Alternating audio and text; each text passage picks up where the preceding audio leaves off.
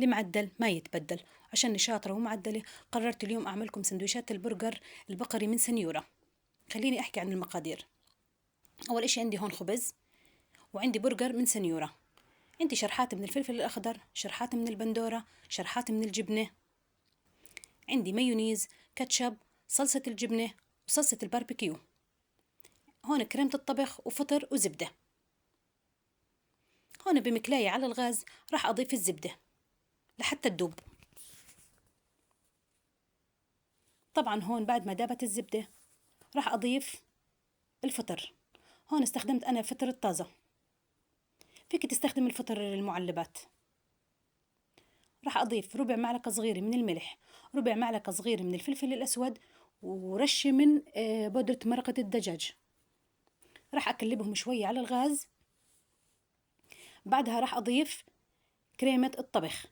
أنا هون استخدمت كريمة الطبخ من المراعي، راح أضيف تقريبا نص كاس. راح أحركهم على الغاز كتير منيح، وبعدها راح أطفي الغاز أخليهم حتى يبردوا.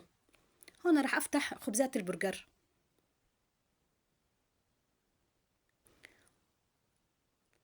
هيك صلصة الفطر بتكون، لازم يكون قوامها ثقيل. هسه لما تبرد راح تكون أثقل.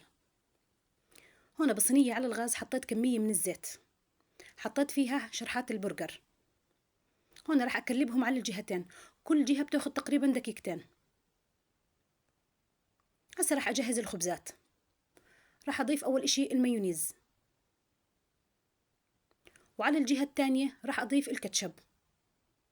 هسه الصوصات اختياري، شو ما بتحب تضيفي ضيفي، وشو ما بتحبي تستغني عنه استغني عنه. هون راح أدهن الخبزة، وراح أضيف عليها شرحات من الخس. هسا الخضار يعني اختياري، شو ما بتحب تضيفي من الخضار ضيفي.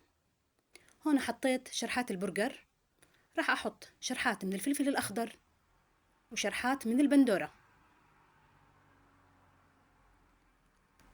هسا راح أضيف صوص الفطر اللي عملناه، طبعا وبارد. طبعا هون كونوا كريمين بالفطر. راح أضيف هسا صلصة الباربيكيو،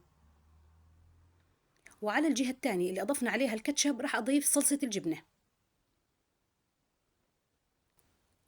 هسا راح أحط شرحات جبنة الشيدر، وراح أسكرهم. هيك راح يكون شكلهم. هسا راح أقطع واحدة من النص أفرجيكم إياها كيف من جوا. طبعا الطعم طلع خرافي. كانت معكم ابتهال الطوباسي.